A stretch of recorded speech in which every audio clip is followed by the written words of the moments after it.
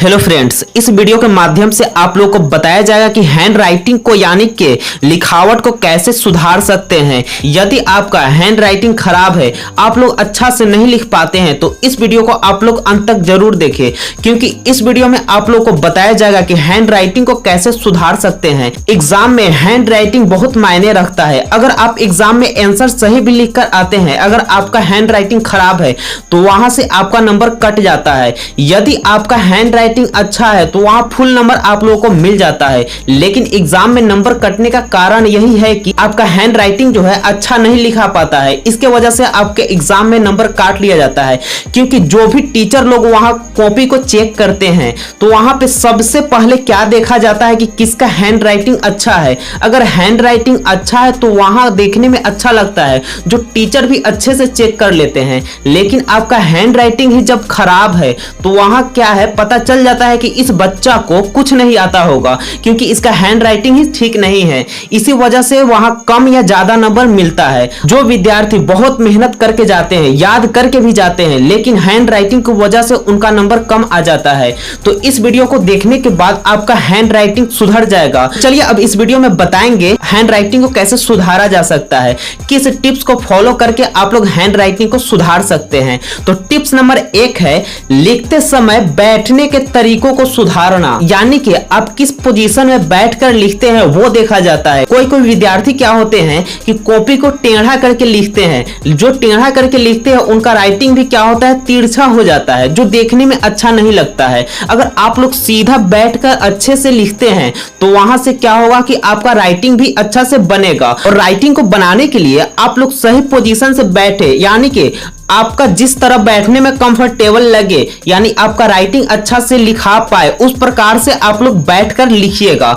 तो चलिए अब चलते हैं टिप्स नंबर 2 की ओर। हमारे लिखने की तरीका में सबसे पहले यह भी देखा जाता है कि हम किस प्रकार से लिखते हैं। हम लोग अपना पेन को ठीक से पकड़े ताकि एक पेज का राइटिंग दूसरा पेज में न जाए। पेन को जोर से पकड़ के नहीं लिखा जाता है। अगर आप पेन को जोर से पकड़ के लिखते हैं तो वहां से क्या होगा कि एक पेज की जो राइटिंग है वो दूसरे पेज में आ जाता है, जिसके वजह से वो अच्छा वहां पे नहीं दिखता है। आपका अच्छा राइटिंग होते हुए भी एक पेज की राइटिंग अगर दूसरे पेज में चल जाता है तो अगर दूसरे पेज में फिर लिखना शुरू करते हैं, उसी वजह से आपका राइटिंग जो है खराब हो जाता है। तो पेन को आप लोग बिल्कुल अच्छे से पकड़े और ज्यादा जोर से नहीं पकड़े, ताकि आपका राइटिंग जो है बिल्कुल अच्छा हो। अगर पेन को आप लोग अच्छे से पकड़ के लिखते हैं तो वहां से क्या होगा कि आपका राइटिंग भी देखने में अच्छा होगा और आप लोग अच्छे से लिख पाइएगा। तो चलिए अब चलते हैं टिप्स नंबर 3 की ओर। टिप्स नंबर 3 में क्या है, हम लोग किसी भी काम को जल्दी करना चाहते हैं। जैसे लिखते समय सोचते हैं कि कितना जल्दी हम लोग लिख ले,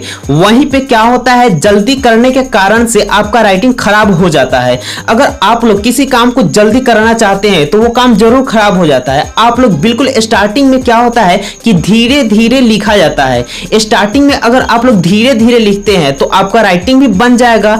अगर आपका राइटिंग बन जाएगा तो उस स्पीड को थोड़ा थोड़ा बढ़ाइए। अगर आपका राइटिंग भी बन जाएगा तो स्पीड ऑटोमेटिक ही धीरे धीरे बढ़ने लगेगा। तो स्टार्टिंग में आप क्या करें कि अगर राइटिंग सुधारना है तो स्टार्टिंग में आप लोग धीरे धीरे ही लिखें, ताकि आपका राइटिंग बन जाए। अगर आपका राइटिंग बन जाएगा तो उसी में क्या करना है कि धीरे धीरे स्पीड को बढ़ाना है। स्पीड बढ़ जाए तो ऑटोमेटिक ही आप लोग स्पीड में भी लिखिएगा तो आपका राइटिंग बन जाएगा। तो चलिए अब टिप्स नंबर 4 की ओर चलते हैं। टिप्स नंबर 4 में क्या है कि शब्दों के बीच गैप होना चाहिए। यानी कि अगर आप राइटिंग जब लिखते हैं तो वहां पे क्या होता है कि शब्द के बीच में गैप भी होना चाहिए। कोई के विद्यार्थी क्या होता है कि शब्द के बीच में कहीं पे ज्यादा गैप छोड़ देते हैं और कहीं पे कम गैप छोड़ते हैं और कहीं पे गैप ही नहीं छोड़ते हैं। वहां क्या होता है कि आपका लिखावट खराब देखने में लगता है। इस चीज को आप लोग एक उदाहरण से भी समझ सकते हैं। जैसे कि मान लीजिए 2 रूम है, एक रूम में किसी गेंद को सजा कर रखा गया है, थोड़ा थोड़ा गैप करके सजा कर रखा गया है, उसको देखिएगा तब। और एक रूम में क्या है कि बहुत सारा गेंद को इसी प्रकार से फेंक दिया गया है, कि यानी कि कोई सटा हुआ है, कोई गैप है, कोई इसी प्रकार से फेंका हुआ है। तो आप दोनों रूम को जब देखिएगा तो आपको देखने में अच्छा कौन सा रूम लगेगा कि जिस रूम में गेंद को सजा कर रखा गया है उस रूम को देखने में अच्छा लगेगा, और जिस रूम में गेंद को इसी प्रकार से फेंक दिया गया है वो रूम देखने में अच्छा नहीं लगेगा। इसी प्रकार प्रकार से राइटिंग भी होता है। अगर राइटिंग लिखते समय शब्दों के बीच में समान गैप हो, यानी एक ही तरह का गैप हो, सब जगह थोड़ा थोड़ा गैप हो, तो आप लोगों का राइटिंग जो है देखने में अच्छा लगेगा। इस प्रकार से आप लोग राइटिंग को लिखिएगा ताकि आपका बीच में थोड़ा थोड़ा गैप हो और राइटिंग देखने में अच्छा लगे। तो चलिए अब चलते हैं टिप्स नंबर 5 की ओर। टिप्स नंबर 5 में हम लोग क्या जानेंगे, जैसे मान लीजिए यह आपके साथ भी होता होगा कि आप लगातार राइटिंग को लिखते हैं तो आपका राइटिंग जो है सुधर जाता है, लेकिन बीच में अगर कुछ दिनों के लिए आप लिखना छोड़ देते हैं तो कितना भी अच्छा राइटिंग क्यों ना हो, आपका राइटिंग धीरे धीरे खराब हो जाता है। यानी कि अभ्यास सबसे बड़ा चीज है। अगर मान लीजिए आप लोग किसी भी चीज का अभ्यास करते हैं तो वो अभ्यास किया हुआ आपका अच्छा ही रिजल्ट देता है, लेकिन आप उसी को कुछ दिन गैप करके कीजिएगा तो वहां से रिजल्ट आपका अच्छा नहीं आएगा। इस प्रकार से राइटिंग में भी होता है। अगर आप लोग लगातार यानी कि कंटिन्यू राइटिंग को लिखते हैं, अभ्यास करते हैं, तो वहां से क्या हो जाएगा कि आपका राइटिंग जो है सुधर जाएगा। अगर कुछ दिन लिखना ही छोड़ देते हैं तो वहां से आपका राइटिंग जो है धीरे धीरे खराब हो जाएगा।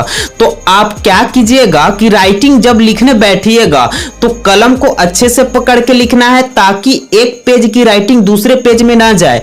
और इस बात को भी ध्यान रखना है कि राइटिंग जब लिख रहे हैं तो राइटिंग को हमेशा लिखना है, एक पेज ही क्यों ना हो, डेली लिखना है ताकि आपका राइटिंग सुधर जाए और आप जो है एग्जाम में अच्छे नंबर ला पाए, क्योंकि एग्जाम में राइटिंग का बहुत बड़ा योगदान होता है। अगर आप कितने अच्छे से भी लिख कर जाइएगा, राइटिंग आपका खराब है तो वहां से रिजल्ट अच्छा आने वाला नहीं है। अगर आपका राइटिंग ठीक है तो वहां से आपका रिजल्ट भी अच्छा आएगा और आप लोग अच्छे नंबर ला पाएंगे। तो चलिए इस वीडियो में आप लोग को जो 5 टिप्स बताया गया है, इस 5 टिप्स के यूज करके यानी कि इस्तेमाल करके आप लोग अपने राइटिंग को सुधार सकते हैं। तो चलिए वीडियो को यहीं पे समाप्त करते हैं। अगर ये वीडियो आपको अच्छी लगी तो वीडियो को लाइक शेयर कमेंट जरूर कीजिएगा। Thank you.